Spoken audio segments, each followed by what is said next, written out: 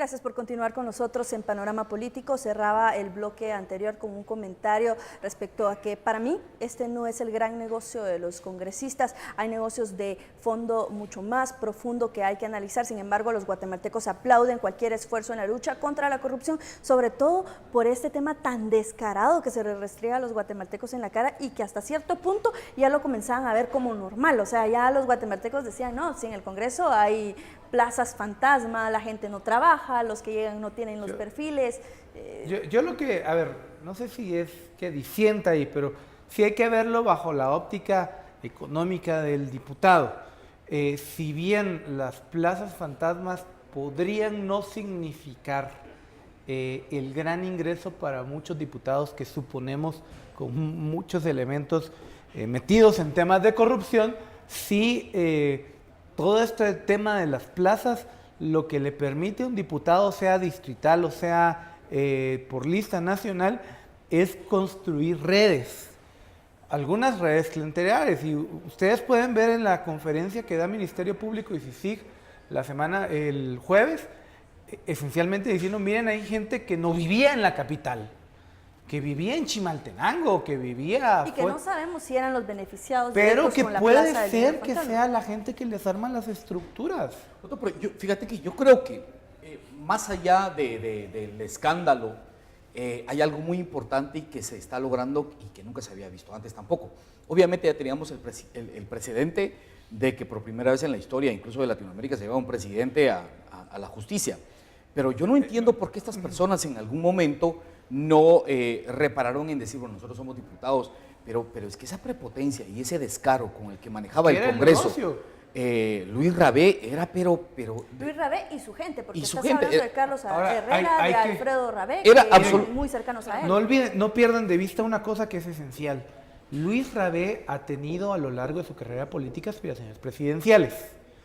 Quizá después del periodo de Alfonso Portillo, en el que se presentó como alcalde de la ciudad y que le significó una pelea fuerte al Partido Unionista en las elecciones de 2003-2004. Miento, en las elecciones de 99 le dio una pausa, pero cuando regresa al Congreso de la República, Rabé era una carta fuerte para muchos partidos políticos. No se olviden, antes que Manuel Valdizón proclamase a Manuel Barquín, a Edgar Barquín como su candidato a vice, una de sus opciones para la vicepresidencia era Luis Rabé. Pero yo Rabé se visualizaba como un candidato presidencial en varias elecciones posteriores, o sea, era una persona con muchísimo poder y que miraba al Congreso como plataforma. Mira Aristides Crespo, por ejemplo. O sea, pero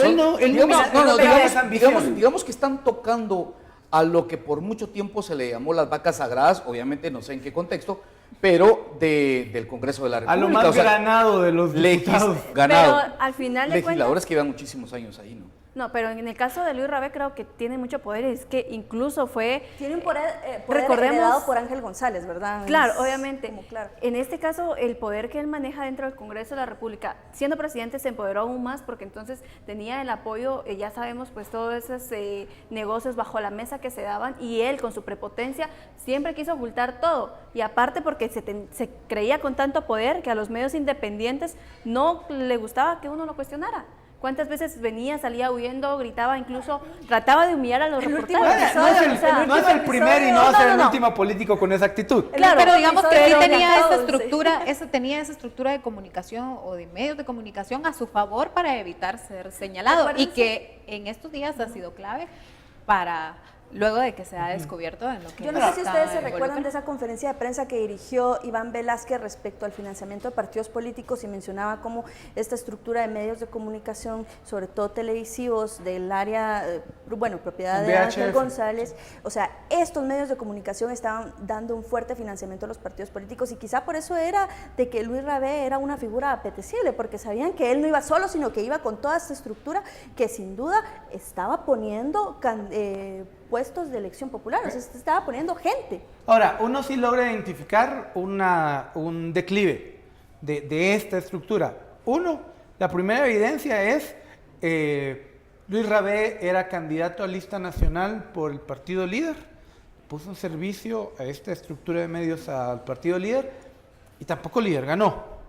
2, la elección presidencial del Congreso en 2016 era contra Mario Taracena y contra Luis Rabé. Y Rabé utilizó, presionó a los diputados del líder. Exactamente, y al resto de bancadas para decir, miren, aquí estoy, tengo fuerza, y perdió.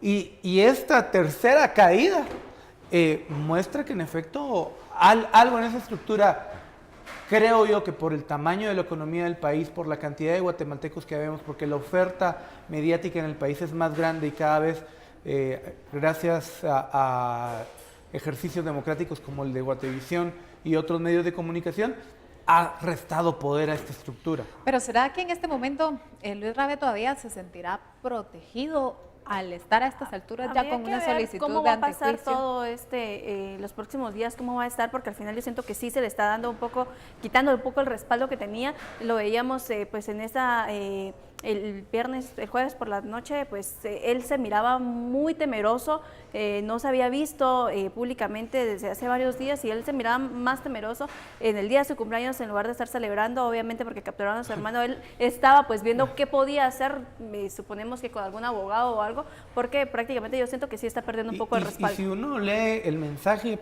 por lo menos hasta el viernes en la mañana, que da Rabé, el único que da, que es a la radio donde regularmente tenía un segmento, si le ponen atención, él dice, la cacería empezó, me van a agarrar. Para silenciarme. Para silenciarme para callarme. Y además no van a...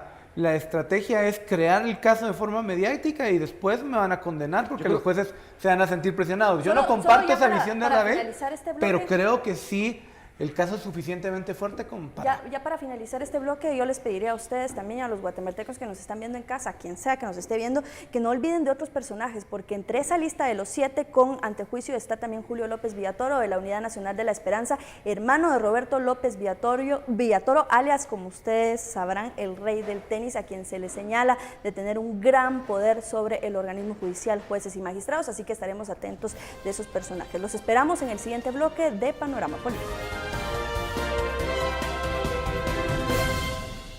Noticiero Guatevisión Dominical, con las noticias del día, resumen semanal, reportajes especiales y el análisis de Haroldo Sánchez. Termina la semana de la mejor manera para iniciar otra llena de retos. Noticiero Guatevisión Dominical con Haroldo Sánchez regresa a su horario normal de 7:30 a 8:30 de la noche, solo por Guatevisión.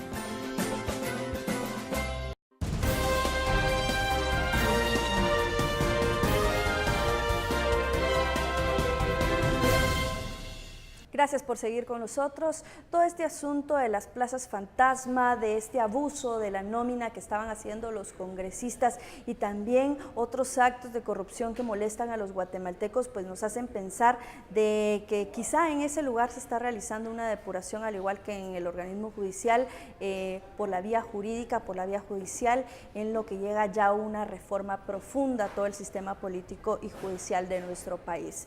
Es necesario el tema de la